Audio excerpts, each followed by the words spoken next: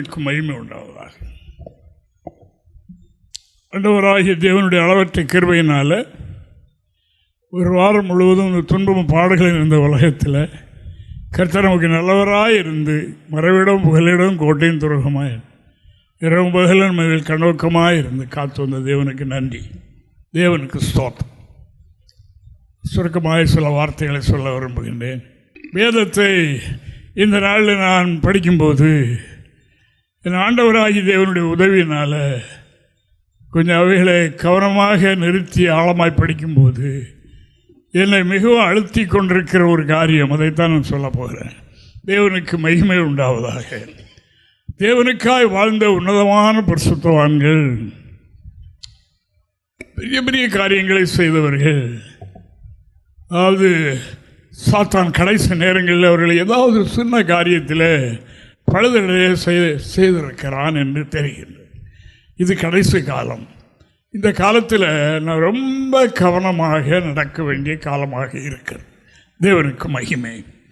நம்மிலே தெய்வீகம், தெய்வீக பரிசுத்தம் இந்த நாளில் வளர்ந்து கொண்டு இருக்கிறது. இவைகளில் அதாவது ஒரு சின்ன காரியம்தானே என்று நாம் எண்ணி மெத்தனமாக இருந்து விட்டால் அத்தனை என்ன செய்து விடுமா? புளிப்பாக்கி. அப்படி வேதம் சொல்லுகின்றது. தேவனுக்கு மகிமை.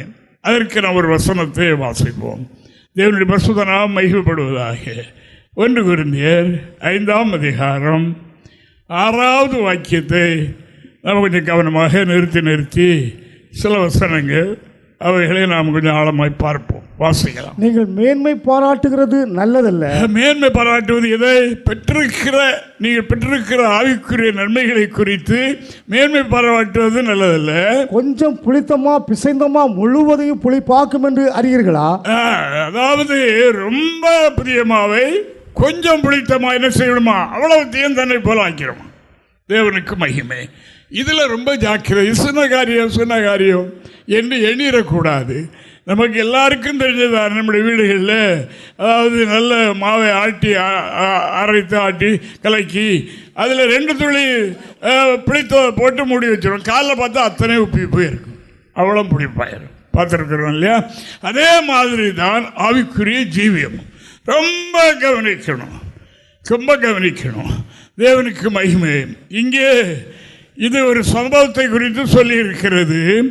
இங்கே ஒரு மனிதன், கொரிந்து சபை என்று சொல்லப்படுகிற சபை, கர்த்தருடைய எல்லா உபதேசத்திலேயும் எல்லா அறிவிலும் அது வளர்ந்து கர்த்தருடைய வருகைக்கு ஆயத்தமாக இருக்கிற சபை. அந்த சபைக்குள்ளே அங்கே இப்படி ஒரு பிழைத்தமாக வந்துவிட்டது. அப்படினாலே நீங்கள் எல்லோரும் நன்றாக பிடித்தமாக பிசைந்தமாக புதியமாக இருக்கிறீங்க, நல்லதுதான். ஆனால் ஒரு புளித்தமாக ஒரு சொட்டு உள்ளே இருக்கிறது, அதில் கவனமாக இருங்க. அது உங்களை உரசிட்டுன்னா, உங்களை தாக்கிட்டுன்னா, உங்களுடைய காது வழியை உள்ளே போயிட்டுனா உங்களுக்கு ஒரு புதிய மாவை அது பழையதாக்கி போடும். ஆனால் இதில் ரொம்ப கவனமாக இருக்கணும் என்பதுதான். அதனால தான் தேவனுடைய சத்தியத்தை விட்டு, தேவனுடைய அன்பை விட்டு, உலகத்தினராக நம்மவர்களிலும் சிலர், அது ஆதி சபையிலிருந்தே இருக்கிறது. அப்படி இருக்கிற சூழலில் கவனமாக இல்லாவிட்டால் அது நம்மளுடைய பிசைந்த மாவை உப்பி போக பண்ணிவிடும் என்று இதில் கவனமாக இருக்கணும். அதுதான் சொல்கிறது. அதாவது நல்ல தெய்வீகத்தில் படிக்கிற பிள்ளைகளை எடுத்துக்கிட்டிங்கன்னா, நல்ல படிக்கணுங்கிற பிள்ளைகள் நன்றாக படிக்கிற பிள்ளைகளோடு தான் நட்பு வைத்திருப்பார்கள். தேவனுக்கு மகிமை. அவர்கள் வைத்திருப்பார்கள். காலேஜில் ஸ்கூலில் முன்னால் தான் இருக்க விரும்புவாங்க. ஏன்னா அவங்க அந்த ஸ்டேஜை அடைவதற்கு பிரயாசப்படுவாங்க. அதற்குரிய பழக்கம், அதற்குரிய ஐக்கியம், ஆவிக்குரிய ஜீவன் அதை விட மேலானது. வாசிங்க 1 கொரிந்தியர் 1ஆம் அதிகாரம் 5 முதல் வாசிங்க பாப்போம். வாசிங்க.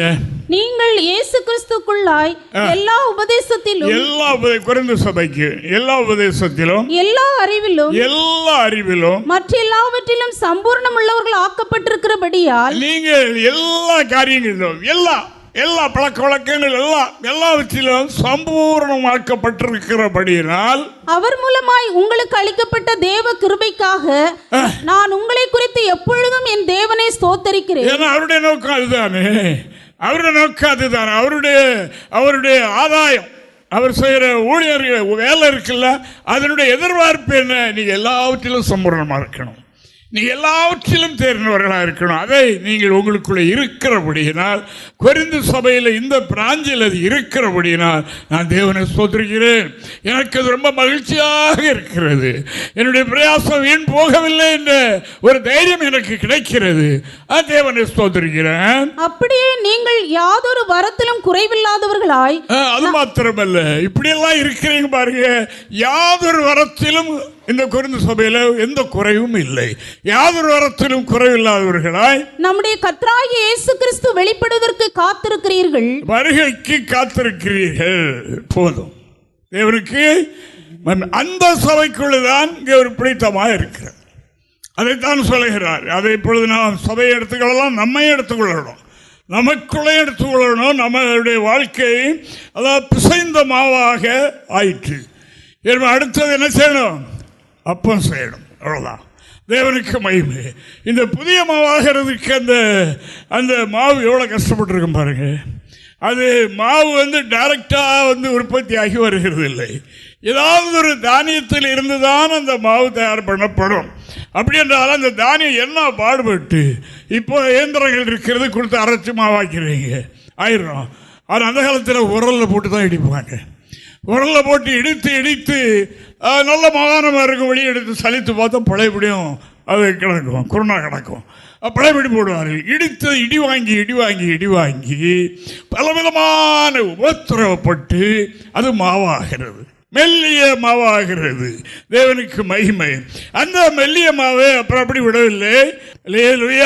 இந்த மெல்லிய மாவு அப்படியே சாப்பிடுறதுக்கு இல்லை, அது அப்பமாகணும். வாசிங்க. நீங்கள் மேன்மை பாராட்டுகிறது நல்லதல்ல, கொஞ்சம் புளித்தமா பிசைந்தமா முழுவதையும் புளிப்பாக நிறைய மாவு, நிறைய பிசைந்த மாவு இருக்கிறது. கொஞ்சம் போல புளித்த மாவு விழுந்துட்டுனா அது முழுவதும் பழைய புளித்த மாவாக பெறும், உடைக்காம. அதுபடினால அருமையான கர்த்தருடைய பிள்ளைகளை நாம் ஏறி ஏறி ஏறி ஏறி மேலே போய்கொண்டே இருக்கிறோம் நாளுக்கு நாள். இதில் நாம் திருப்தியாகிறதற்கு இல்லை. நீங்கள் மேன்மை பாராட்டுவதற்கு நான் இடம் கொடுக்கவில்லை. அதுபடினால உங்களில் இதுவரைக்கும் நீங்கள் பாடுபட்ட இந்த ஆவிக்குரிய நன்மையை ஒரு சொட்டு புளித்தமா உப்ப பண்ணிவிடும். அவ்வளவு எத்தனை வருஷமாய் பாடுபட்டது, எத்தனையோ காரியங்களை நாம் அறிந்திருக்கிறோம். சபைக்கு உள்ளேயும் சபைக்கு வெளியும். நான் இந்த 65 இந்த ஓட்டத்தை ஆரம்பிக்கிற காலங்களில் இருந்து இதுவரைக்கும் நான் அநேக சம்பவங்களை பார்த்திருக்கிறேன். தேவனுக்கு மகிமை. சபைக்குள்ள நம்ம உன்னதமான சத்தியத்தின் மூலமாக இந்த பிசைந்தமா அனுபவம் வரைக்கும் நாம் வருகிறோம். மெல்லியமாவாகி இடிகள் வாங்கி பலவிதமான உபத்திரவங்கள், நெருக்கங்கள், பாடுகள், பிரயாசங்கள், அவமானங்கள், நிந்தைகள், இடுக்கண்கள், இவைகளெல்லாம் அந்த மெல்லிய மாவு ஆக்கிறதுக்கு உண்டாகிற உலக்கை இடிதான். அந்த இடிக்குள்ளே இருந்து மெல்லிய மாவாகி இப்போ அப்பம் சுடுகிறதுக்கு அதாவது தகுதியாக பிசைந்த மாவாகிவிட்டது. என்னை அடுத்து அப்பம் சுட்டு மேதைக்கு வைக்கிவிடும். பரிசுத்த அப்பம் பரிசுத்த மேதைக்கு வரும். அதற்கு நம்ம ஆயத்தமாக்கி கொண்டிருக்கிறார். கடைசி நேரம் வரைக்கும் எதிராளி என்ன செய்யறான்? சுற்றி தெரிகிறான். எதுக்கு சுற்றி தெரிகிறான்? இந்த நிலையில யார் இருக்கிறார்கள் என்று அவர்கள் மேல் கண்ணோக்கமாக சுற்றி தெரிகிறான். சுவாமி இடத்திலே சொல்லுகிறான், உலகம் முழுவதும் சுற்றி வருகிறேன். எதற்காகத்தான்? ஆனால் கடைசி நேரத்தில் வந்திருக்கின்றோம்.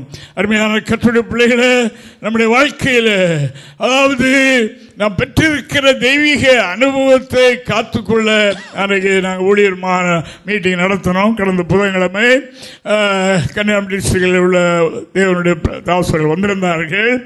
அப்போ நான் சொன்ன காரியம் அந்த ஒன்று தான். அதாவது உங்களுக்கு நீங்கள் சமீப காலத்திலே கொஞ்ச காலத்துக்கு முன்னாலே வந்திருக்கிறீர்கள். நாங்கள் இந்த பாதையில் கடந்து வந்தபடியினால் இந்த பாதையில் என்னென்ன நடக்கும் என்பதெல்லாம் நான் கொஞ்சம் அறிந்திருக்கிறோம். அதைத்தான் உங்களுக்கு சொல்லித்தர இப்படி கூட்டங்கள் போடப்பட்டிருக்கிறது ஒழிய மற்றபடி இல்லை. ஆனபடினால அதில் சொன்ன காரியம் என்றால் உலகத்தின் அதிபதி வருகிறான், அவனுக்கு என்னிடத்தில் ஒன்று, அவனுக்குரியது ஒன்று என்னிடத்தில் இல்லை. அப்போ வருவான், அடிக்கடி வந்து எட்டி பார்ப்பான். மாவு பிசைஞ்சாச்சு, அப்பம் சுட்டு மேதைக்கு போயிடும், பரிசுத்த அப்பம் ஆகிவிடும் என்பதை மனதில் வைத்து சுட்டிக்கிட்டே இருக்கிறான். அப்படினால கொஞ்சம் புளித்தமா, கொஞ்சம் தானே, இதுதானே நினைக்க வேண்டாம். அது ஒரு ராத்திரியிலே அவ்வளவு உப்ப பண்ணுகிறது போல நம்முடைய ஆத்மாவை பிசைந்தமா, புதிய மாவை, புதிய வாழ்க்கையை, புதிய அனுபவத்தை அது உப்பி போக பண்ணும் என்பது நாம் தாண்டி வந்த காலங்கள். தேவனமே அந்த இடங்களில் நான் சுமந்து கொண்டு வந்த காலங்கள். அவைகளைத்தான் உங்களுக்கு நான் நினைப்பூட்டுகிறேன். தேவனுக்கு மகிமை உண்டாவதாக. நாம் சும்மா ஜெபம் ஆண்டவரே நீர் தான் விடுதலை, அதுக்கு நாம் செய்ய வேண்டிய பரிகாரமும் இருக்கிறது. தேவனுக்கு மகிமை. இவரே நிர்வகர்த்தா எழுதும் போது அவர் இப்படி எழுதுகிறார். எபிரேயர் 12ஆம் அதிகாரம் 4வது வாக்கியத்தில் அவர் என்ன செய்கிறார் பாருங்க. பாவம் என்பது சாதாரணமானது அல்ல. பாவம் என்றால் அதாவது சரீரம் சம்பந்தப்பட்ட ஒரு பாவம் மட்டுமல்ல, அநேக காரியங்கள் இருக்கிறது மனிதனை வீழ்த்துறதுக்குரிய சக்திகள். அதாவது பணாசை எல்லா தீமைக்கும் வேறு. இதில் அநேகர் சமீப காலம் வரைக்கும் அதிலே விழுந்து கொண்டே இருக்கிறார்கள். பணத்தின் மேல் ஆசை கொண்டு, பணத்தின் மேல் எண்ணம் கொண்டு அவைகளை பின்பற்றி இந்த வேகளை விட்டு விட்டார்கள். அருமையான கவி பாடியிருக்கிறார்கள். மண்ணுக்காக மாணிக்கத்தை விட்டுவிட மாட்டேன். இந்த மண்ணில் கிடைக்கிறது எதா இருந்தாலும் மண்ணுதான். அது வைரமா இருக்கட்டும், முத்தா இருக்கட்டும், தங்கமா இருக்கட்டும், மண்ணு. ஆனபடியினால் இதற்காக அந்த மாணிக்கத்தை நான் விட்டுற மாட்டேன். மூச்சு போன அன்றைக்கு, என்னுடைய ஆத்மா போகிற அன்றைக்கு அதை நான் அடைவேன். அது இன்னும் மனுஷனுடைய சிந்தனையில் தோன்றல. கர்த்தர் தமக்காக இருக்கிறவர்களுக்கு வைத்திருக்கிறவர்களை கண் காணவும் இல்லை, காது கேட்கவும் இல்லை, செவியால் உணரவும் இல்லை, ஒன்றும் தெரியாது. மறைந்து வைத்திருக்கிற ஒரு பெரிய பொக்கிஷம். அதை அடைய போகிறானே மனிதன் என்று சொல்லி அவன் சுற்றி அலைகிறான். ஒரு துளி பிடித்தமாக அதில் போட்டுறோம். போட்டா இதுவரைக்கு அவன் சம்பாதித்த புதிய மாவெல்லாம் கெட்டு போகும் என்று எண்ணி அதை செய்கிறான். கவனமாக கேளுங்க. அப்படினால நாம கொஞ்சம் பிரயாசப்படணும். வசனத்தை வாசிங்க பார்ப்போம். பாவத்துக்கு விரோதமாய் போராடுகிறதில் ரத்தம் சிந்தப்படத்தக்கதாக நீங்கள் இன்னும் எதிர்த்து நிற்க. ஒரு ராட்சசன் ஒரு அரக்கனோடு போராடுவது போல இந்த போராட்டம். போராடுவது என்று எழுதியிருக்கிறது. பாவத்தோடு போராடுவதில் அவ்வளவு போராட்டம். போராட்டத்தில் தான் அநேகர் அந்த போராட்டத்தில் தோல்வி அடைகிறது.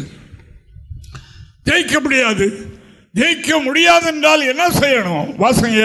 பாவத்திற்கு விரோதமாய் போராடுகிறதில் ரத்தம் சிந்தப்படத்தக்கதாக நீங்கள் இன்னும் எதிர்த்து நிற்கவில்லையே. எதிர்த்து நிற்கவில்லையே. எதிர்த்து நிற்கவில்லையே.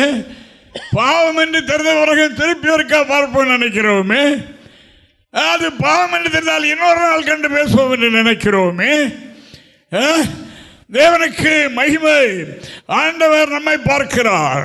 நாம் இதை எதிர்க்கிறோமா, வெறுக்கிறோமா, விரட்டுகிறோமா, என்ன செய்கிறோம்? மனதளவாக நாம் என்ன செய்கிறோம் என்று கர்த்தர் பார்க்கிறார்.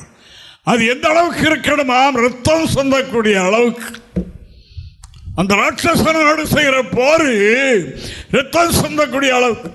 உபவாசம் இருந்த ரத்தத்தை குறைக்கிறது, ராத்திரி முழித்திருந்த ரத்தத்தை குறைக்கிறது. ஆண்டவரே விடுதலை வேண்டுமே, விடுதலை வேண்டுமே. நான் இதுவரைக்கு அடைந்த பரிசுத்த ஜீவியம், நான் இதுவரைக்கு பெற்றுக்கொண்ட புதிய மெல்லியம்மா, அதாவது அடுத்து கனத்துக்குரிய இடத்துக்கு போக போகிறதே அப்பமாகி, ஆனபடியினால் இதை கெடுக்க எதிராளி கொண்டு வருகிறானே இந்த அஸ்திராயுதங்கள், அக்கினி அஸ்திரங்கள் கொண்டு வருகிறானே என்று என்ன செய்யணும்? மனதார எதிர்க்கணும். எதிர்ப்பு எவ்வளவு நமக்கு இருக்கிறதை இங்கே நான் பார்க்கலாம். சொல்லும் போதே கண் சொறி போது பாருங்க. எதிர்க்கல நமக்கு எதிர்க்கணும். எங்கிருந்து தேவனுடைய வார்த்தை வருது அதை கை கொள்ளணும் என்கிற அந்த எண்ணம் நமக்கு வரணும். அந்த மேலானவைகளை பார்க்கணும். இந்த பார்க்கிறது நாம் இங்கேதான், அங்கே வேறு ஒரு உலகம் அது. அருமையான கர்த்தருடைய பிள்ளைகளே, இந்த நாளில் என்ன சொல்லப்படுகிறா? கொஞ்சம் புளித்தமா, நிறைந்த புதிய மாவை, பிசைந்த மாவை உப்ப பண்ணிவிடும். அதே போல உங்களுக்குள்ள ஒரு புளித்தமாக இருக்கிறது, அதை குறித்து ஜாக்கிரதையாக இருங்கள் என்று சொன்னார்.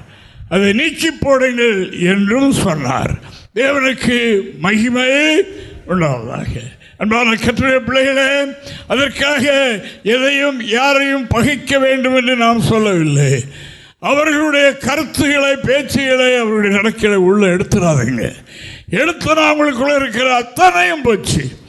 அதனால தான் ஐக்கியத்தை காத்துக்கொள்ளுங்கள் என்று உங்களுக்கு நாம் ஆலோசனை சொல்லுகின்றோம். நமக்குள்ளே அந்த பிடித்தமா இருக்கிறதா பார்ப்போம். அது 1 கொரிந்தியர் 5ஆம் அதிகாரம் 8வது வாக்கியத்தை பார்ப்போம். அது என்ன பிடித்தமா என்றால் என்ன என்று நாம் கவனிப்போம். ஆதலால் பழைய பிளித்தமாவோட அல்ல, பழைய வாழ்க்கை இருக்கிறது அல்லவா, அதான் பிடித்தமா. நான் பழைய முழுதும் பிடித்தமாகத்தான் இருந்தோம். இப்போ கிறிஸ்துவுக்குள் வந்த பிறகு ஆண்டவருடைய இரத்தத்தினால் மீட்கப்பட்டு இப்போ புதிய வாழ்க்கை, புதிய மாவாகிய அந்த மாவை உடையவர்களாக நாம் இருக்கிறோம். ஆனபடியினால் கர்த்தரை ஆராதிக்கிற மக்கள், கர்த்தருக்கு பண்டிகை கொண்டாடுகிற மக்கள் அந்த பழைய புளித்த மாவோடு அல்ல, வாசங்க, துர்க்குணம் பொல்லாப்பு என்னும் புளித்த மாவோடும் அல்ல, பழைய புளித்த மாவோடு அல்ல. அந்த புளித்தமா என்னது? துர்க்குணம், பொல்லாப்பு. இதெல்லாம் அந்த பழைய புளித்த மாவாக்கும். அது நம்மள எள்ளளவேனும் இருக்கக்கூடாது. இருந்தால் நம்முடைய வாழ்க்கை, புதிய வாழ்க்கையை கெடுத்து போடும் என்று இறைவாக்கு சொல்லுகின்றது. பாருங்க, வீட்டில் இந்த பால் காய்க்கிற பாத்திரங்களை வீட்டில் பெண்கள் என்ன பண்ணுவாங்க? நல்லா கழுவி சூரிய வெளிச்சத்தில் காய வச்சுருவாங்க. ஒரு சின்ன பிசுறு அழுக்கு இருந்தாலும் இவர்கள் பாலை காய்த்து ஊற்றி வைத்து விட்டு காலையில் பார்த்தா அவ்வளோ திறஞ்சு கட்டியாடும், கெட்டு போகும், உப்பி போகும். ஆனபடினால நமக்கு ஒரு பாத்திரத்தை கர்த்தர் தந்திருக்கிறார். என்ன பாத்திரம்? ரட்சிப்பின் பாத்திரம். அந்த பாத்திரம் எப்பொழுதும் துப்புரவாக இருக்க வேண்டும். அங்கே அது பழைய பிடித்தமா இருக்கக்கூடாது. அங்கே துப்புரவு உண்மை என்கிறவைகள் இருக்கணும். பழைய பிடித்தமாவோட துர்க்குணம், பொல்லாப்பு என்கிற இவைகள் எழுதவேனும் இருக்கக்கூடாது. இது பழைய மனித சுபாவம், பழைய கிரியைகள் என்பதை நான் ஒருபோதும் மறந்து விட வேண்டாம். நமக்குள்ளே தோன்றுகிறதா அதை விட்டு விடுவதற்கு, அழித்து விடுவதற்கு ரத்தம் சொந்தக்கூடிய அளவுக்கு போராடணும். போராடணும். அதுக்குரிய சத்தியம் நமக்கு இருக்கிறது. அதை நான் சொல்லிக் கொடுத்தேன் நம்முடைய ஊழியர் மீட்டிங்கில். அதாவது ஒவ்வொரு ஞாயிற்றுக்கிழமையும் மாலையில் வள்ளியூரில் பரிசுத்த ஆராதனை நடக்கும். காலையில் பிராஞ்சிகளில் நடக்கும். நாங்கள் மகிழ்ச்சி வர எங்களுடைய சொந்த ஊரில் நடத்திவிட்டு அங்கே வருவோம். அங்கே மாலையில் நடக்கும். அப்போ அந்த டிஸ்ட்ரிக்ட், கன்னியாகுமரி டிஸ்ட்ரிக்ட், நெல்லை மாவட்டம், இங்கே உள்ளவங்க எல்லா ஊழியர்களும் அங்கே கூடுவாங்க. ராத்திரி அங்கே தங்கியிருப்பாங்க. காலேஜை முடிச்சுட்டு எல்லாம் அவங்கவுங்க ஊழியர் ஸ்தலங்களுக்கு, வீடுகளுக்கு போவாங்க. போன பிறகு கொஞ்ச நேரம் கழிச்சோட ஒரு பெரியவர் வந்தார், பெரிய பாஸ்டர். அவர் வேகமாக வந்தார். அப்போ கேட்டாங்க, ரொம்ப தூரத்தில் உள்ளவர், ஏன் பேர் திரும்பி வர்றீங்க? நான் சொல்கிறேன், ஐயா, வழியில் போகும்போது எனக்கு ஒரு பாவம் உணர்த்தப்பட்டுட்டு, இதோடு நான் வீட்டுக்கு போக முடியாது. நான் ஒரு பரிசுத்த ஆராதனைக்கு வந்துட்டு பரிசுத்தமான மேலான வார்த்தைகளை கேட்டுட்டு போகிறேன். உள்ளே இன்னொன்று கிடைக்குது, ஒரு பிடித்தமா உள்ள கிடைக்கு.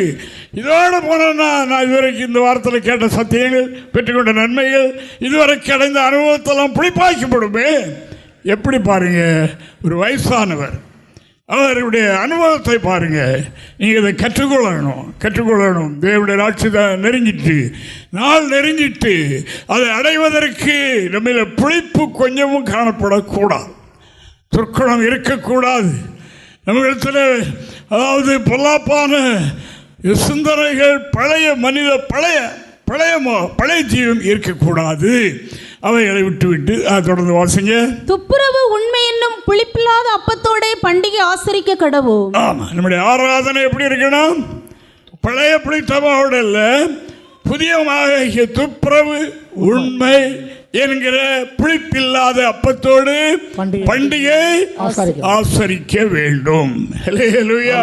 அன்பான தேவனுடைய பிள்ளைகளை நான் பெற்றுக் கொள்கிற சத்தியம் இதுதான் என்று. கொஞ்சம் புளித்தமா பழைய துர்க்குணம் பொல்லாப்பு அந்த துர்க்குணங்கள் ஏதாவது நம்மளே இருக்குமானால் நாம் அப்பப்போ பெறுவதெல்லாம் புளிப்பாய்க்கப்படும். நம்முடைய ஜீவியம் பழைய மனித வாழ்க்கையை விட்டு தாண்டாது, அதிலே தான் வளர்ந்துட்டு நடக்கும். அப்படி நான் இதை கவனிங்க. இதை கவனித்து நம்மிலே துர்க்குணம் பொல்லாப்பு என்கிற துர்க்குணத்தை மாற்றிவிட்டு துப்புரவு உண்மை என்கிற புளிப்பில்லாத மாவில் செய்யப்பட்ட அப்பத்தோடு கர்த்தரை பண்டிகையை ஆசரிக்கணும். நமக்கு ஒவ்வொரு ஞாயிற்றுக்கிழமை பண்டிகை தான். இந்த பண்டிகை ஆசரிக்கிற நம்முடைய வாழ்க்கை புதிதாகவே இருக்க வேண்டும். நாம் வாழ்க்கையில் ஸ்டெப்பாக மேலே ஏற வேண்டும் என்று சொன்னால் இவைகளை நாம் களைய வேண்டும். அதற்கு நம்முடைய பிரயாசமும் வேணும். கர்த்தர் நமக்கு ஒத்தாசை செய்வார், சத்தியம் தந்திருக்கின்றார். அதில் நாம் செய்ய வேண்டிய பாகத்தை நாம் செய்யணும். ரத்தம் சிந்தக்கூடிய அளவுக்கு போராடணும். அதுவே நம்முடைய நோக்கமாக இருக்கணும். புதிய தேவனுடைய பிள்ளைகளே, இவைகளை நாம் அடைந்து கொள்வோம். கர்த்தரமை ஆசீர்வதிப்பார்.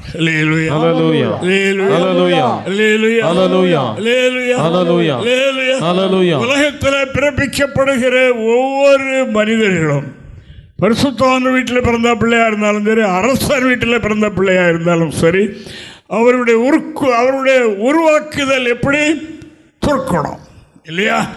தாவீது தன்னுடைய வாழ்க்கையில் ஒரு வீழ்ச்சி அவருக்கு உண்டானது. அதற்கு அவர் என்ன காரணம் சொல்லுகின்றார்? நான் துர்க்குணத்தில் உருவானேன், அது என்னிடத்தில் இன்னும் கொஞ்சம் இருக்கிறது. அந்த துர்க்குணம் நான் என்னுடைய பிறவி குணம் என்னிலே இருக்கிறது என்று அவர் சொல்லுகின்றார். ஒவ்வொரு மனிதர்களே அது உண்டு. தங்கம் பூமியில், தங்கம் பொண்ணு வெள்ளி பயங்கள்லாம் பூமியிலேருந்து எடுக்கிறோம். அப்படியே அது அதாவது நகையோ அப்படின்னு செய்ய முடியாது. அதை உருக்கி அதை புடமிட்டு சுத்தமாக்கித்தான் அப்புறம் அதான் யோபு சொன்னார், அவர் என்னை சோதித்த பின்பு சுத்தப்பனாக மாட்டேன். இதுவரைக்கும் இப்போ சுத்தப்பனாக அதுக்கு முன்னால் இல்லை, கலப்படம் இருக்கிறது. இப்போது அக்கினியிலிருந்து என்னை உருக்கி எடுத்த பிறகு இப்போ எப்படி ஆகிடுவேன்? சுத்தம். அதுக்கு தான் இந்த சோதனை எல்லாம், இவ்வளவு பெரிய சோதனையுடைய வாழ்க்கையில் அதனால்தான் ஏற்பட்டிருக்கிறது என்று அவர் சொன்னார். நம்முடைய வாழ்க்கையிலேயும் நம்முடைய பிறவி அப்படி. அதைத்தான் தாவீது அழகாக நமக்கு விளங்கும்படியாக, நமக்கு புரிந்து கொள்ளும்படியாக, ஏன் என்னில் இன்னும் இந்த பழைய துர்க்குணம் வருகிறது, என்னை அறியாமலே ஒரு துர்க்குணம் நன்றாகத்தான் இருக்குன்னு நினைக்கிறேன், எல்லாரோட அன்பாக இருக்குன்னு தான் நினைக்கிறேன், மற்றபடி பதிலுக்கு பதில் பேசக்கூடாதுன்னு தான் நினைக்கிறேன், வீட்டில் கணவனுக்கு கீழ்ப்படியும் தான் நினைக்கிறேன், மனைவியை நேசிக்கணும் தான் நினைக்கிறேன். ஆனால் அதற்கு மாறான துர்க்குணம் என்று வருகிறது. ஏன் என்கிறதை நாம் கவனிக்கும்படியாகத்தான் இன்று இந்த வார்த்தை நமக்கு தரப்படுகிறது. அதுக்குத்தான் அவர் சொல்லிவிட்டார், என்னுடைய வீழ்ச்சிக்கு காரணம் நான் துர்க்குணத்தில் உருவானேன். அந்த துர்க்குணம் என்னை இந்த தீமைக்கு ஆளாக்கிட்டு அவர் பெரிய பரிசுத்தவான் ஆயிட்டார். பெரிய பரிசுத்தவான் அவர் இன்றைக்கும் பேர் பெற்றவராக இருக்கிறார். தேவனுக்கு மகிமை உண்டாவது. வாசி பாருங்க பாபம், 51ஆம் சங்கீதத்தில் 5வது வாக்கியத்தை வாசிங்க பாபம். இதோ நான் துர்க்குணத்தில் உருவானேன், தாய் என்னை பாவத்தில் கற்பம் தரித்தார். அவர் பாவம் செய்த இடத்தை தலைப்புகளை சொல்லிவிட்டு அவர் கீழே இதை எழுதுகின்றார். ஏன் என்னுடைய வாழ்க்கையில் இவ்வளவு கட்டணத்தில் நெருங்கி இருந்த எனக்கு ஏன் இந்த சம்பவம் நடந்தது என்று அவர் சொல்கிறார். அது என்னுடைய உற்பத்தி துர்க்குணத்தில். ஆனபடியால் இந்த துர்க்குணம் என்னிலே இருந்திருக்கிறது. பெரிய தேவ மனிதனாய் பரிசுத்தவானாக மாறி ஆண்டவருடைய வாயினாலே அவர் என்ன பெயர் வாங்கினார்? தாவீதை என்னுடைய இருதயத்துக்கு ஏற்றவனாக துர்க்குணம் நீங்கி. இன்று நமக்கு அறிவிக்கிற காரியம் என்ன? நாம் யாரும் டைரக்டா மேலிருந்து வந்தவர்கள் அல்ல. இயேசு ஒருவரை தவிர நாம் எல்லாரும் இந்த ரேஞ்சில் உருவானவர்கள் தான். இதுல இருந்து நம்ம கழுவி சுத்திகரித்து நம்மை ஆண்டவருக்கு பிரியமாக, அவர் இறைத்து ஏற்றவனாக, அவருடைய சிநேகிதனாக, அவருக்கு பிரியமானவனாக, இப்படி ஒரு பெயர் வைத்திருக்கிறார் ஆண்டவர். அப்படி ஆக்குவதற்கு நமக்கு ஆண்டவர் கொண்டு வந்திருக்கிற இடம் இது. +2 பிள்ளைகள் பாஸ் பண்ணி இருக்கிறார்கள். அவர்கள் மேற்கொண்டு எங்கே போகணும்? கல்லூரிக்கு போகணும் இல்லையா? வீட்டில் புத்தகத்தை வாங்கி வச்சு படிக்க வச்சிட முடியுமா? அப்போ அதுக்குரியவர்கள், அந்த ஸ்ட்ராட்டஜிக்கு அவர்களை ஆக்குவதற்குரியவர்கள் அங்கே தான் இருப்பார்கள். அதே மாதிரி ஆண்டவராகிய தேவன் இந்த கடைசி காலத்தில் இப்படிப்பட்ட நிலையில் இருந்து கிறிஸ்துவுக்குள் வந்து கொண்டிருக்கிற நம்மை இங்கே கொண்டு சேர்க்கிறாராம். இங்கே சேர்க்கிறார். வாசைய இங்கே பெந்தகோஸ்தே நாளில் புதிய ஏற்பாட்டு சபை முதல் உருவானது என்று நாம் அறிவோம். அன்றுதான் முதலில் புதிய ஏற்பாட்டு சபை தேவனுடைய பரிசுத்தவான்கள் 120 பேரோடு அப்போஸ்தலரோடு ஆரம்பிக்கப்பட்டது என்று நாம் காணுகின்றோம். அன்று அங்கே ஆண்டவர் செய்த கிரியை போதனை என்ன? வாசிங்க பார்ப்போம். 2:47 வாக்கியத்தை வாசிங்க. தேவனை துதித்து ஜனங்கள் எல்லாரிடத்திலும் தயவு பெற்றிருந்தார்கள். ரட்சிக்கப்படுகிறவர்களை கர்த்தர் அனுதினமும் சபையிலே சேர்த்து இந்த துர்க்கிரியிலிருந்து விடுதலை பெற்றுக் கொள்வதற்குரிய ஆலோசனைக்காரர்கள் அங்கேதான் இருக்கிறார்கள். எங்க இருக்கிறார்கள்? சபையிலே. சுயாதீனமாக ரட்சிக்கப்பட்டேன், சுயாதீனமாக இருக்கிறேன், நானும் கற்றவர்களை போயிருந்தால் அதற்கு வேதத்தில் இடமில்லை. தேவனுக்கு ஸ்தோத்திரம் உண்டாவதாக. அதாவது வேதம் என்ன சொல்லுகிறது? ரட்சிக்கப்பட்டவர்கள் அல்ல, ரட்சிக்கப்படுகிறவர்கள். இந்த வசனம் ரொம்ப கருகலான வசனமாக்கும். தேவனுடைய அநேக அருமையான பரிசுத்தவான்கள் எழுதிய நூல்களை படிக்கும்போது, அவர்கள் படுகிற பிரசங்கங்களை கேட்கும்போது என்ன எழுதுகிறார்கள் என்றால், அதாவது ஆண்டவராகிய தேவன், நாங்கள் மார்த்தாண்டத்தில் ஒரு பாஸ்டரோடு அவர் பார்க்க வேண்டிய அவசியம் இருந்து ஆரம்ப காலத்தில், அப்போ அவரிடத்தில் பேச வேண்டிய அவசியம் வந்தது. பாஸ்டர் கேட்டாங்க, பாஸ்டர் நீங்கள் யாருக்கு ஞானஸ்தானம் கொடுக்குறீங்க அப்படின்னு கேட்டாங்க. கேட்கக்கூடாது பெரிய பாஸ்டர் கேட்டாங்க. கேட்டபோது அவர் சொன்னார், என்ன பாஸ்டர் ஆரம்ப இதை கேட்குறீங்க? அதாவது அவர் பெரிய பாஸ்டர் இல்லவா, ஆரம்ப இதை கேட்குறீங்களே? இல்லை சொல்லுங்களா, உங்கள் உபதேசம் தான் என்ன, நாங்களும் அறியணும் இல்லை. அப்போ அவர் சொன்னார், நாங்கள் ரட்சிக்கப்பட்டவர்களுக்கு ஞானஸ்தானம் கொடுக்குறோம் என்று அவர் சொன்னார். அப்போ ஞானஸ்தானம் அப்போ எதுக்கு? ஞானஸ்தானம் எதுக்கு கொடுக்குறீங்க? அதுக்கு சபையில் பேர் சேர்க்கவா? எதுக்கு? அதுக்கு ஒரு பொருள் வேணும் அல்லவா? பாஸ்டர் சொன்னார், அந்த வசனம் எந்த வசனம் இதை தான் சொன்னார் அவர். ரட்சிக்கப்பட்டவர்களை என்று சொன்னார். ரட்சிக்கப்பட்டவர்களை, வெளியே ரட்சிக்கப்பட்டவர்களை சபையிலே சேர்த்து கொள்ளுகிறோம். அதுக்கு பிறகு ஞானஸ்தானம் கொடுக்கிறோம். அது பிறகு பரிசுத்தாய் இல்லை பெற்று என்று பாஸ்டர் சொன்னாங்க. அந்த வசனத்தை எனக்கு கொஞ்சம் படிங்க, என்ன இருக்க வாசிங்க. பாஸ்டர் எங்கேயே தப்பி போச்ச பாஸ்டர்? ரட்சிக்கப்படுகிறவர்களே, ரட்சிக்கப்பட்டவர்களையா? படுகிறவர்கள், ரட்சிக்கப்படுவதற்கு விரும்புகிறவர்களை, ரட்சிக்கப்படுவதற்கு நியமிக்கப்பட்டவர்களை எங்கே கொண்டு வருகிறார்? சபையில். அங்கே 5 வகையான ஞான அதிகாரிகள் இருக்கணும். தேவனுக்கு மகிமை. மற்றபடி கிடையாது. ஜெபப்பெற ஒரு ஆள் இல்லை. அங்கே கர்த்தரால் அதிகாரம் பெற்ற அங்கே அதிகாரிகள் உண்டு. அவர்கள் என்ன செய்வார்கள்? அதாவது பரிசுத்தவான்களில் இருக்கிற சீர்கேடுகளை மாற்றுவார். பரிசுத்தவான்களிலும் சீர்கேடு இருக்கும். பரிசுத்தவான்களிலும் சீர்கேடு இருக்கும். பரிசுத்தவான்கள் யார்? பரிசுத்தாய் பெற்ற எல்லாரும் பரிசுத்தவான்கள் தான்.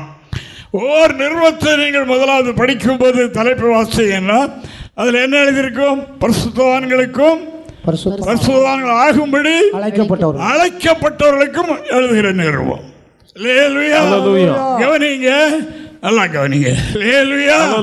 ஆனபடினால பரிசுத்தவான்களிலும் சீர்கேடுகள் இருக்கும் என்று கர்த்தருடைய திருவாக்கு சொல்கின்றது.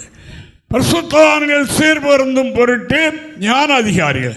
இப்போ கிம்சகர் ஆஸ்பத்திரிக்கு போனீங்கன்னா, இப்போ சின்னதன் ஆஸ்பத்திரிக்கு போனால் பார்த்துட்டு என்ன இடத்துல ப்ராப்ளம், இங்கே அதுக்குரிய ஸ்பெஷலிஸ்ட் இல்லை, நீங்கள் என்ன இடத்துக்கு போங்க, அது வேறு ஒரு ஸ்பெஷலிஸ்ட்டை பாருங்கள், அங்கே தான் அந்த டாக்டர்கள் இருப்பாங்க அப்படின்னு. இங்கே அந்த டாக்டர் இல்லை, என்று சொல்லுவாங்க. அவங்க ஒரு சப்ஜெக்டில், அதாவது பொதுவாக ஜெனரலாக எல்லாவற்றுக்காகவும் பார்க்கிறவர்களாக இருப்பார்கள். ஆனால் இந்த காரியத்திற்காக பார்க்கக்கூடியவர்கள் அந்த பெரிய ஹாஸ்பிட்டலில் இருக்கிறாங்க. எல்லோரும் இருப்பாங்க, அதுக்குரிய எல்லாம் இது வச்சுருப்பாங்க. ஆமாம், தேவனுக்கு மகிமை. அவர்கள் தான் சரியாக பெற்றுக்கொள்ள கண்டுபிடித்து இப்படி சொல்லுவாங்க. அதே மாதிரி சபை என்று சொன்னால் ஒன்று, அந்த சபையில் அதாவது பரிசுத்தவான்கள் ரட்சிக்கப்படுகிறவர்களை கர்த்தர் அங்கே கொண்டு வந்து அவர்களை சீர்படுத்தி அவர்களை ஸ்திரப்படுத்தி அப்புறம் பலப்படுத்தி நிலைநிறுத்துவார். கர்த்தருடைய வருகைக்கு ஆயத்தப்படுத்துவார் என்று தேவனுடைய திருவாக்கு சொல்லுகிறது. எபேசியருக்கு நிருபத்தில் அப்போஸ்தலனாகிய பவுல் எழுதும் போது 4ஆம் அதிகாரம் 12வது வாக்கியத்தை நாம் வாசிக்கும் போது இப்படி வாசிக்கிறோம். பரிசுத்தவான்கள் சீர்பெருந்தும் பொருட்டு சுவிசேஷ ஊழியத்தின் வேலைக்காகவும் கிறிஸ்துவின் சரீரமாகிய சபையானது பக்தி விருத்தி அடைவதற்காகவும் அவர் சிலரை அப்போஸ்தலராகவும் சிலரை தீர்க்கதரிசிகளாகவும் சிலரை சுவிசேஷகராகவும் சிலரை மேய்ப்பராகவும் போதகராகவும் ஏற்படுத்தினார். எதற்கு? சீர்பெருந்தும் பரிசுத்தவான்களுடைய சீர்கேடுகளை ஆண்டவராகிய தேவன் ரட்சிக்கப்படுகிறவர்களை அங்கேதான் கொண்டு சேர்க்கிறார். அவர்களை தேவனுடைய சாயலிலே மாற்றுவது, பூரணப்படுத்துவது அவர்கள் என்று வேதம் சொல்லுகின்றது. அதற்காக தேவன் வேதத்தை நன்றாக நாம் தெரிந்து மனசில் வச்சுக்கணும். நாம் இருக்கிற அனுபவம் சரியாதான் இருக்க வேதத்தின்படி கேட்கிறவங்களுக்கும் ஒரு அசையில்லாமல் சொல்லிக் கொடுக்கணும். அவர்களை மேற்கொண்டு விட்டோம், அவர்களை கண்டித்தோம் என்று சொல்லக்கூடாது, அவர்களுக்கு விளங்க வைக்கணும். கேட்கிறவர்களுக்கு நாம் என்ன சொல்லணும்? நம்முடைய நம்பிக்கை குறித்து நம்மிடத்தில் கேட்கிறவர்களுக்கு என்ன சொல்லணுமா? வணக்கத்தோடும் சாந்தத்தோடும் அமைதலோடும் புத்தி சொல்லணும். இப்படித்தான் வேதம் சொல்லி இருக்கிறது. மற்றபடி ரட்சிப்பு அப்படி அல்ல. நாம் இந்த ரட்சிப்பை தேடி அலைந்தோம். 1965 70 வரைக்கும் நான் அலைந்தேன். அதற்கு பிறகுதான் பாம்பேயிலிருந்து பாஸ்டர் மிஷனரியாக இங்கே வந்தார்கள். சத்தியத்தை அறிந்தேன், பிடித்து கொண்டேன். இதுதான் ரட்சிப்பின் வழி, வேறொரு வழி இல்லை. சொப்பனை காண்றதுனாலேயோ மற்றபடி வியாதி சுகமாகிறதுனாலேயோ கடன் பிரச்சனை தீர்றதுனாலேயோ இன்னும் சில நல்ல காரியங்கள் நடக்கிறதோ ரட்சிப்பல்ல. தேவனுக்கு மகிமை. ஆண்டவராய் இயேசுவே வாய் திறந்து சொல்லிவிட்டார். அது நம்ம எல்லாரும் படிச்சிருக்கிற வசந்தான மார்க் 16 தேவனுக்கு மகிமை. விசுவாசம் உள்ளவனாய் ஞானஸ்நானம் பெற்றவன் ரட்சிக்கப்படுவான். அதற்கு பிறகுதான் ரட்சிப்பு எப்படி பெறணும்? ரட்சிப்பின் வழி என்றால் என்ன? திருவசனத்துக்கு ஒத்து எல்லாம் இருக்கும். சும்மா ஒவ்வொருடைய அனுபவம் ரட்சிப்பு கிடையாது. அது தாவீது ராஜாவினுடைய வீழ்ச்சிக்கு காரணம் என்ன என்று சொல்லிவிட்டார். நாம் எல்லாரும் அந்த பிரகாரம் உள்ள பிறவிகள் தான். அந்த நிலையில் தான் நாம் உலகத்தில் பிறந்து வளர்ந்து வந்து ரட்சிக்கப்பட்டிருக்கிறோம். ரட்சிக்கப்பட்டாலும் அந்த துர்க்குணம், பொல்லாப்பு என்கிறது நம்மளை ஒட்டி இருக்கும். அதான் பிறவி குணம் என்று சொல்லுவது. குடும்பத்தினுடைய கேரக்டர் என்று சொல்லுவார்கள். அது எல்லாரிடத்திலும் கொஞ்சம் கொஞ்சம் இருக்கும். அதை நீக்குவதற்கு நாம் போராட வேண்டும். வெத்தனமாய் இருக்கக்கூடாது. அவன் ஒரு ராட்சசனை போல எப்படியாவது நம்மை வீழ்த்தி விட வேண்டும், பழைவழிக்கு கொண்டு போயிட வேண்டும் என்பது அவனுடைய திட்டம். அந்த மாயலையில் சிலர் அகப்பட்டுக் கொள்கிறார்கள். அது இருக்கட்டும். ஆனபடினால் அன்பான தேவனுடைய பிள்ளைகளை இதை சரியாய் தெரிந்து கொண்டு பற்றி கொண்டால் நாம் கிறிஸ்துவுடைய சாயலை அடைந்து விடுவோம். அப்போஸ்தலனாகிய பவுல் எவ்வளவு புலம்பினார் பாருங்கள். சாதாரணமா என்னுடைய முதுகில் ஒரு செத்து போன பாடியை வச்சு கட்டி இருக்கிறது. இந்த மரண சரீரத்திலிருந்து யார் என்னை விடுதலை ஆக்குவான் என்று கேட்கிறார். அதை அழுகி அழுகி நாற்றம் எடுத்து என்னால் அதோடு அழுகி அவனை சுத்த போகிறார். பாவத்துக்கு எவ்வளவு பெரிய எபெக்ட் உண்டு. ஓப்பனாய் சொல்லி தருகிறேன், கேளுங்க. நாம் பிறவிலே துர்க்குணத்தில் உருவாகி பிறந்தவர்கள். ஆனபடினால் அந்த பிறவி குணம் எல்லாரிடத்திலும் உண்டு. அதற்கு நாம் தேவனிடத்தில் தாழ்த்தணும். நமக்கு எல்லாம் தெரியும் என்று இருந்தால் அப்படியே தான் அந்த பிறவி குணம் இருக்கும். அது நமக்குள்ளே இருந்து கிரியை செய்கிறது நமக்கும் கடவுளுக்கும் மட்டும்தான் தெரியும். 4 ஜிப்பா போட்டு நல்ல மனுஷன் மாதிரி உங்கள் மத்தியில் வைக்கலாம், அவர் பார்க்கிற இடம் வேறு ஒன்று. அவர் அங்கே பார்க்கிறார், ஆனபடினால் தான் சொல்லி தருகின்றார். அதபடினால் தான் சொல்லி தருகிறார். மேன்மை பாராட்ட வேண்டாம். நாங்கள் புதிய எருசலேம் சத்தியத்தின் மூலமாக இவ்வளவு தெய்வீக நிலை அடைந்திருக்கிறோம் என்று மேன்மை பாராட்ட வேண்டாம்.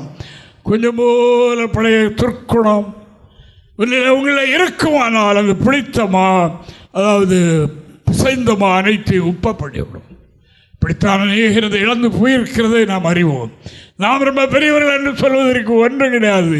கடந்து போன அப்படிப்பட்ட நிலை அடைந்த பரிசுத்தவான்களோட ஒரு சிறிய பகுதி கூட நம்முடைய வாழ்க்கையில் அனுபவம் இருக்காது. ஆனால் இப்படிப்பட்ட அனுபவம், அவ்வளோ மாவு, புதிய மாவை பாத்திரம் நிறைய வைத்து கொண்டு ஒரு சொட்டு புளித்தவா விழுந்துட்டுனா அவ்வளோத்தையும் சொல்லி முடித்தோம். கவனமா இருக்கணும். அது எப்பொழுது பாத்திரம் மூடியும் இருக்கணும். மனதினரை கட்டப்பட்டவர்களாக இருங்கள். எல்லாவற்றிற்கும் மனதை திறந்து விட்டு விடாதீர்கள். மனதினரை கட்டப்பட்டதாக பெற்றுக்கொண்ட பிசைந்தமா புதியமா அது எப்பொழுது காக்கப்பட நாம் கவனமாயிருப்போம். புளிப்பு என்று சொல்வது தேவனுடைய கரத்தை விட்டு விட்டு போதல். இங்கே ஒரு மனிதன் அப்படி செய்தான். ஒரு வசனம் வாசிப்போம். 5ஆம் அதிகாரம் 1ஆம் வசனம். உங்களுக்குள்ளே விபச்சாரம் உண்டென்று பிரசித்தமாய் சொல்லப்படுகிறது. எல்லாருக்கும் புதிய எருசலேம் முழுவதும் எப்படி இருக்கு?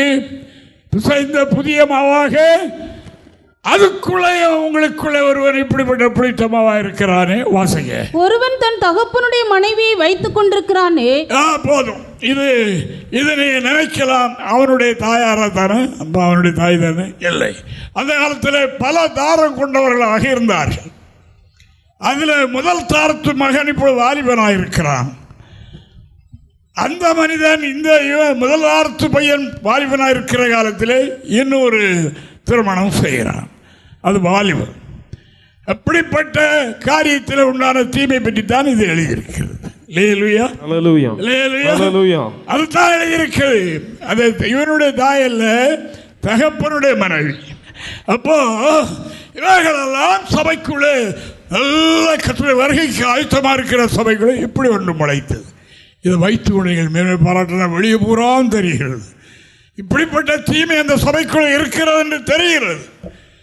ஆனால் இதில் நீங்கள் என்ன செய்யணும் என்றால், அது உங்களை தாக்காதபடி ஒதுங்கிருங்கள். அவைகளை ரொம்ப நட்பு கொள்ளாதீர்கள், கவனமாயிருங்கள். அப்படி நீங்கள் செய்வீர்கள் என்றால், அதாவது என்னாகும்? நம்முடைய பிடித்த நமக்கு நல்ல புதிய மாவையும் புளிப்பாக்கி அப்படினால இப்போ இருக்கிற அனுபவத்தை மேன்மை பாராட்ட நல்லது.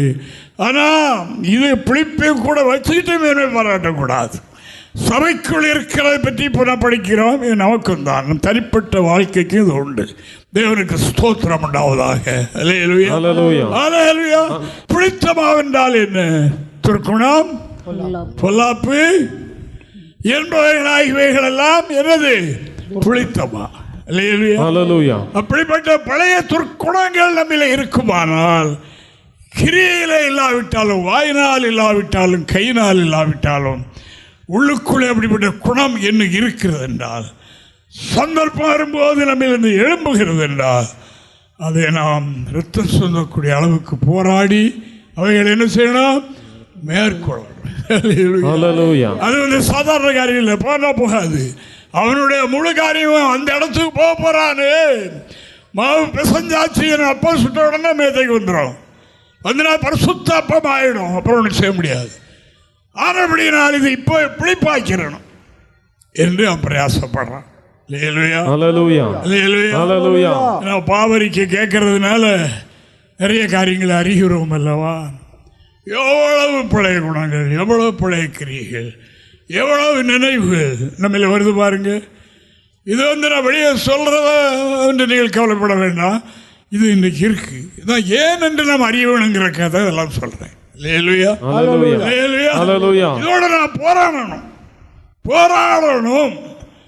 ஞாயிற்றுக்கிழமை ஆராதனை வருதா? பழைய துர்க்குணம் பழைய காரியம் ஏதாவது நம்ம தோன்று இருக்கிறதா? சரி பண்ணிட்டு புதிய மாவோடு புதிய புதிய நிலையோடு நாம் தேவ சமூகத்தில் அதான் தேவன் இன்று நம்மள விரும்புகிற காரியம். இயேசு வரப்போகிறார். அதுதான் இங்கே தேவனுடைய மனுஷன் ஒரு வார்த்தை சொன்னார்.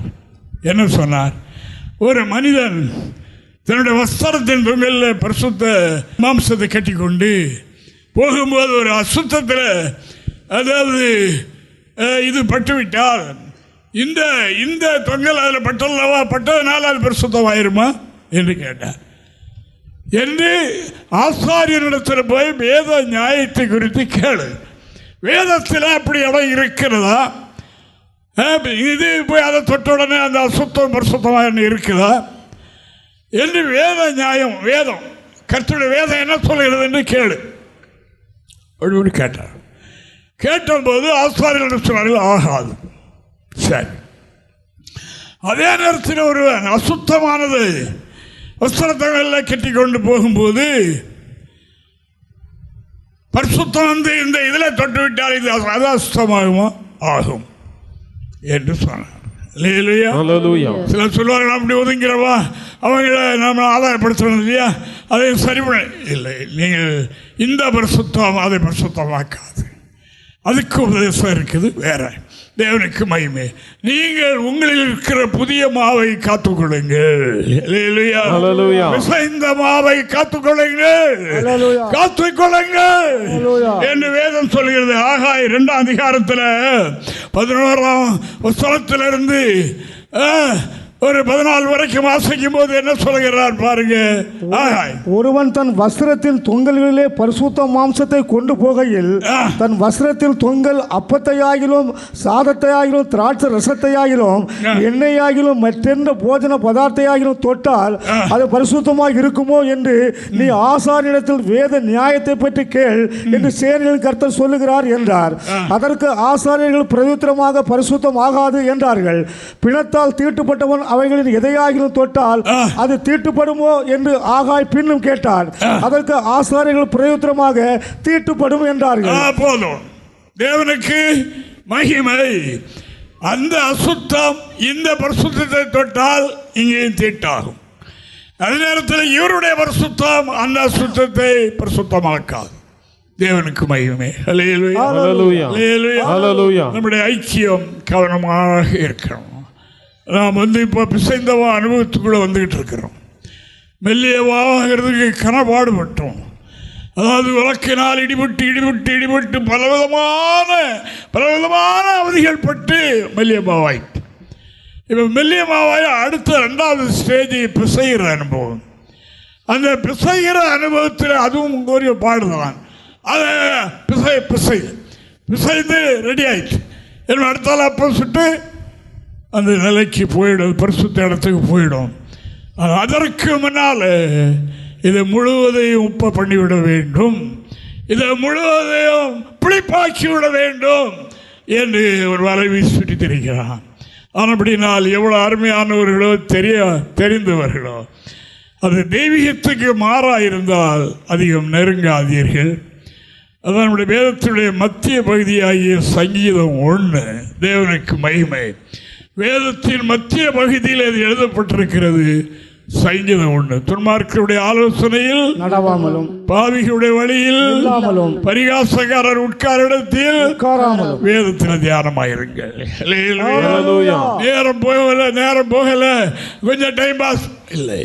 அது உங்களில் இருக்கிற புதியவைகள் எல்லாம் பழையவைகள் ஆக்கிவிடும். நீங்கள் கேட்டிருப்பீர்கள், நைட்டில் தூங்கும்போது அத்தனை தரிசனத்தில் வரும், உங்களுக்கு அனுபவம் இருக்கும். தேவனுக்கு மகிமை. பகலில் எதை பார்த்தீர்களோ, எப்படி பழகினீர்களோ, பகலில் உங்களை நீங்கள் எதை விரும்பினீர்களோ அது காலத்தில் தரிசனத்தில் வரும். ஏன்னா இந்த லென்ஸில் அது பதிவாகிட்டே தான் இருக்கு. நான் பகலில் பார்க்குறேன் பாருங்க, நல்லவைகளை பார்த்தால் இரவு தூக்கத்தில் நல்லவைகள் வரும். நான் கெட்டவைகளை பார்த்தால் அது இங்கே பதிவாகிடும். தூங்கும்போது அவைகளெல்லாம் ரோல் ஓடும், ரிப்பீட் ஆகிட்டு. அதான் சொல்லுவாங்க. தேவனுக்கு மகிமை. ஆனபடினால வேதத்தின் மத்திய பகுதி நமக்கு பெரிய சிறந்த ஆலோசனை. அவன் அப்படி நடந்து கொள்வானால் அவன் நெற்காலின் ஓரமாய் நடப்பட்டு தன் காலத்தில் தன் கனியை தந்து இலைதுராதிருக்கிற மரத்தை போல் இருப்பான். அப்படிப்பட்டவன் செய்வதெல்லாம் வாக்கியம். கர்த்தர் எங்கிருந்து ஆசீர்வதிப்பார்? சியோனில் இருந்து, எருசலேமில் இருந்து அவனை ஆசீர்வதிப்பார். உங்களில் உள்ள கொஞ்சம் பிடித்தமா பிசைந்தமா அத்தனையும் உப்பாக்கிவிடும். எவ்வளவு பெரிய பராக்கிரமசாலியாக இருந்தாலும், ஞானியாக இருந்தாலும் சரி, வேதத்தை 100 தடவை படித்தவனாக இருந்தாலும் சரி, இந்த புளித்தமா நம்மில் இருக்கும் வரைக்கும் என்று ஒரு நாள் எல்லாவற்றையும் புளிப்பாக்கிவிடும். அதை வைத்துக் கொண்டு தூங்கக்கூடாது. மடிக்குள்ள நெருப்பு வைத்து விட்டு தூங்கினால் காலையில் பார்த்தால் எல்லா இடமும் தீப்பிடிச்சு எரிஞ்சு போகும். எல்லாம் போய்விடும். வஸ்திரம் ரட்சிப்பின் வஸ்திரமும் போய்விடும். ஆனபடினால் நாம் கவனமாக செய்வோம். பெரிய பிரசங்கம் நாம் கேட்கிறதை விட இது ரொம்ப முக்கியமானது. இதை நம்முடைய மனதில் பதித்துக் கொள்வோம். நம்மளை பழைய பிடித்தமா உண்டா? தாவீது ராஜா சொல்லிவிட்டார், எனக்கு ஏன் இந்த வீழ்ச்சி? அது நான் உற்பத்தியான துர்க்குணத்தில், துர்க்குணம் பொல்லாப்பு என்கிற இந்த புளித்தமா இது என்னிலே கொஞ்சம் இருந்தபடியினால் பார்த்த உடனே என்னை வீழ்த்திட்டு, அப்போ அதை தெரிந்த அதை நம்ம மிச்ச விடாமல் உடனே அப்புறப்படுத்தி விட்டோம் என்று சொன்னால் நாமே பாக்கியவர்கள். தேவனுக்கு மகிமை உண்டாவதாக. எவ்வளவுதான் நல்ல காரியங்கள் செய்திருந்தாலும் சரி, அவைகளை கத்த நினைத்திருந்தாலும் சரி, இந்த தேவனுக்கு பிரியமில்லாத ஒரே ஒரு காரியம் இருக்குமானால் அது முற்றிலும் ஃபெயிலியர் ஆகிவிடும் என்று எபேசு சபையை பற்றி எழுதும்போது இப்படி எழுதுகிறார் என்று நாம் காணுகின்றோம். தேவனுக்கு மகிமை உண்டாவதாக. அல்லேலூயா. வெளிப்படுத்தின விசேஷம் 2ஆம் அதிகாரம் 4-5. இது எபேசு, அதாவது ஆசியாவில் உள்ள 7 சபைகளும் ஆண்டவருடைய கையில் 7 நட்சத்திரங்களாக வைத்திருந்தார். தேவனுக்கு மகிமை. அந்த ஆசியா நாட்டில் தேசத்தில் உள்ள 7 பட்டணங்களில் உள்ள சபைகளுக்கு அதில் ஒரு சபை எபேசு சபை என்று நாம் காணுகின்றோம். அந்த எபேசு சபையை பற்றி இந்த அதிகாரத்தில் வாசிக்க போறோம் பாருங்க. நீ சகித்துக் கொண்டிருக்கிறதையும் பொறுமையா இருக்கிறதையும் என் நாமத்து நிமித்தம் இளைப்படையாமல் பிரயாசப்பட்டதை அறிந்து சபையினுடைய கவனிங்க. அந்த சபையினுடைய நல்ல கிரியைகளை பற்றி சொல்லிக்கொண்டே வருகின்றார். சொல்லுங்க. ஆனாலும் நீ ஆதியில் கொண்டிருந்த அன்பை விட்டாய் என்று உன் பேரில் எனக்கு குறை உண்டு. தேவனுக்கு மகிமை. ஆகையால் நீ இன்ன நிலைமையிலிருந்து விழுந்தாய் என்பதை நினைத்து ஆதியில் உள்ள அந்த நிலையில் ஒரு வீழ்ச்சி ஏற்பட்டிருக்கிறது. ஆனபடியினால் அந்த ஆதி அன்பு ரொம்ப குறைஞ்சிச்சு. நல்ல தெய்வீக காரியம் என்றால் அப்படி இருக்கும். அதாவது கொஞ்ச நேரம் ஆனாலும் ஜெபம் பண்ணு. இப்போ அப்படி குறைஞ்சிருக்கு. எல்லாம் குறைஞ்சிருக்கு. ஆனபடினால ஆதியில் உள்ள அந்த அன்பிலே நீ குறைபட்டாய், இன்னும் விழுந்தாய் என்று கண்டுபிடி. மனம் திரும்பி ஆதியில் செய்த கிரியைகளை செய்வாயாக. இல்லாவிட்டால் நான் சீக்கிரமாய் உன்னிடத்தில் வந்து நீ மனம் திரும்பாத பட்சத்தில் உன் விளக்கு தண்டை அதனிடத்திலிருந்து நீக்கி விடுவேன். எப்படிப்பட்ட பெரிய எச்சரிப்பு பார்த்தீங்களா? மேலே இருந்து நீங்கள் அதை கொஞ்சம் கவனமாக படிங்க. நிறைய காரியங்கள் அந்த சபையில் இருந்தது. அதெல்லாம் அவர் புகழ்கிறார். புகழ்ந்து விட்டு, ஆனாலும் ஆதியில் இருந்த அந்த அன்பிலே நீ குறைந்து விட்டாய். ஆதி அன்பு எப்போ குறையும்? இந்த பிடித்தமா இதாகும் போது அது கொஞ்சம் கொஞ்சமாக பிடிக்கும். ஒரேடியாக பிடிச்சிடாது, கொஞ்சம் கொஞ்சமாக பிடிக்கும். ஆதியில் உள்ள அன்பிலே நீ குறைவிட்டாய் என்று உன் பேரில் எனக்கு குறை உண்டு. ஆனபடினால் அது என்ன நிலையில், எப்போ, எப்படி, எந்த சூழலில் இது ஆச்சுது என்கிறதை கண்டுபிடிக்க காலதாமதம் செய்யாது. அப்படி செய்தால் என்ன செய்வார்? விளக்கு தண்டனை என்ன? பரிசுத்தாவியை நீக்கிடுவேன் என்று சொன்னார். இப்படித்தான் இன்றைக்கு நாம் நிறைய சம்பவங்களை பார்க்கிறோம் அல்லவா? பரிசுத்தாய் விளையிட்டான ஒரு உணர்த்துதலும் இல்லை, ஒரு எச்சரிப்பும் இல்லை. ஒரு நம்மள சொன்னால ஒரு வயசானால் 6 முடிச்சுட்டு காலையில் எழும்பி போன ஒரு பாதி வழி போயிட்டு திரும்பி வந்திருக்கிறார். எப்படி? ஏன்னா இப்படி ஒரு காரியம் நமக்கு இருக்கிறது, இப்படி ஒரு சம்பவம் இருக்கிறது, சரி பண்ணிட்டு தான் வீட்டுக்கு போவேன். அதே மாதிரி இன்னிடத்தில் விழுந்தா என்று கண்டுபிடிச்சவைகளை சரி பண்ணு, இல்லாவிட்டால் இந்த அனுபவம் பரிசுத்த ஆவியை எடுத்துருவேன்னு சொன்னார். அன்பான தேவனுடைய பிள்ளைகளை கவனியுங்கள். கொஞ்சம் பிடித்தமா அவ்வளவு ஒப்ப பண்ணிவிடும். நம்முடைய வாழ்க்கையில் எப்படி இருக்கிறோம்? அதிகமாக அதிகமாக அதிகமாக பேசுகிறோமா? அதிகமாய் பேசுகிறோமா?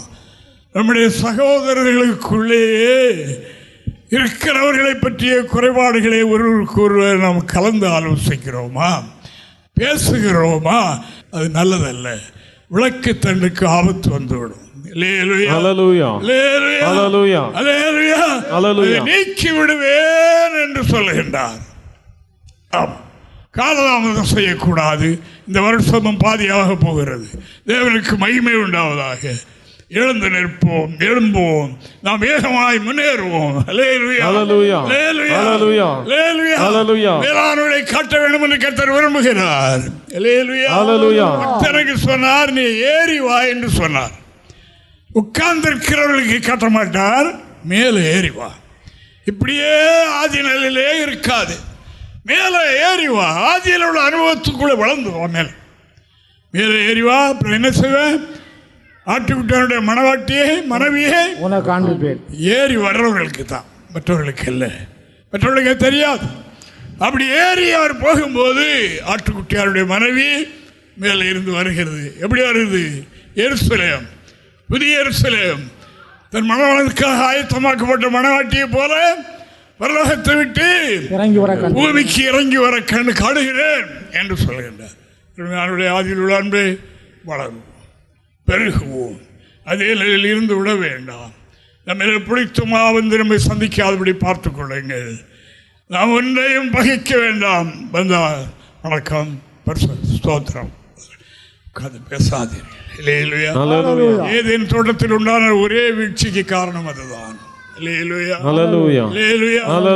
ஆண்டவர் சொல்லி இருந்தும் அதை கேட்காமல் அதுவரைக்கும் அவர்களுக்கு கணவன் மனைவியும் அவர்கள் என்ன இருந்தார்கள்? நம்மளை மாதிரி துணி கொடுத்தவர்கள் அல்ல, அவர்கள் நிர்வாணிகளாக இருந்தார்கள். அவர்களுக்கு வெட்கமோ நாணமோ ஒன்றுமில்லை. இந்த சாத்தானுடைய அந்த சந்திப்புக்கு அந்த அம்மா இடம் கொடுத்தாங்க,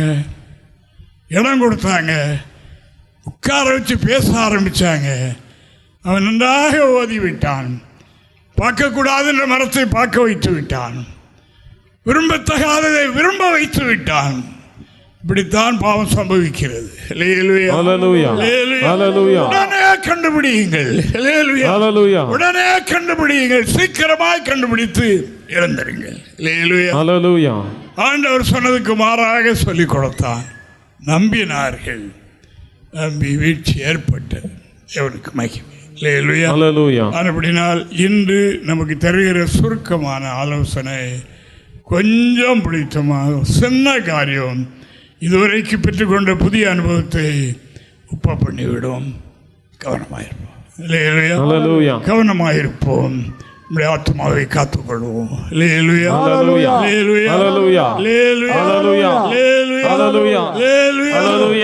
தேவனுக்கு மகிமை உண்டாவதாக. இயேசு வரப்போகிறார். இந்த வார்த்தை உங்களுடைய உள்ளத்தில் தொடர்ந்து கிரியை செய்யட்டும். வாழ்க்கையில் ஆண்டவரே, இதுவரைக்கும் உங்களுடைய சத்தியங்களை கை கொண்டு உங்களுடைய பாதையில் நான் நடந்தேனே, இது நஷ்டப்பட்டு போகக்கூடாது. என்னிலே இந்த புளித்த மாவாகிய பழைய அனுபவம் வருகிறது. நான் விட்டு போன காரியங்கள் எல்லாம் நினைவில் வருகிறது, பார்வையில் வருகிறது, சிந்தனையில் வருகிறது. அகற்றும் என்று ரத்த சொந்தக்கூடிய அளவுக்கு போராடுவோம். கர்த்தர் நம்மை ஆசீர்வதிப்பார். நாம் நற்குணம் படைத்தவர்களாய் இருப்போம். நான் கல்யாண வீடுகளில் சொல்றது உண்டு. என்ன சொல்வேன் என்றால், ஆண்களை விட பெண்களுக்கு தான் விலை அதிகம், ஜாஸ்தி. நீதிமொழி எழுதுகிறார், சாலமோன் எழுதுகிறார். என்ன எழுதுகிறார்? ஆண்களை விட பெண்களுக்கு தான் விலை மதிப்பு அதிகம். அப்படிதானா? எந்த பெண்களுக்கு? புத்தியுள்ள குணசாலியான பெண்கள், அவங்களுக்கு தான் இந்த வேலை சொல்லியிருக்கு. எல்லா பெண்களுக்கும் அல்ல, தேவனுக்கு மகிமை. அதான் இருதயத்தில் மறைந்திருக்கிற நற்குணம். அதான் விலையேறப்பட்டது. நாம் ஆண்களாக இருக்கட்டும் பெண்களாக இருக்கட்டும், நம்முடைய இருதயத்தில் மறைந்திருக்கிற தெய்வீக குணம், தெய்வீக சுபாவம், பழையவைகளை ஒழித்துவிட்டு அதை காத்துக்கொள்வோம். கர்த்தர் உங்களை என்னையும் ஆசீர்வதிப்பாராக. புதிய எருசலேமை பூமியில் உருவாக்கி நோக்கம் இதுவாக இருக்கிறபடினால் கர்த்தர்களை முழுமையடை செய்வாராக. கர்த்தரது வார்த்தைகள் ஆசீர்வதிப்பார். எங்களை தொடர்பு கொள்ள வேண்டிய முகவரி: புதிய எருசலேம் சபை, 3/248 தெற்கு சானல் கரை, அனந்தன் பாலம், சாலேம் நகர், ஆசாரிப்பள்ளம் போஸ்ட், நாகர்கோவில் 629201. எங்களது தொலைபேசி எண் 8931313126 மற்றும் 94895299462.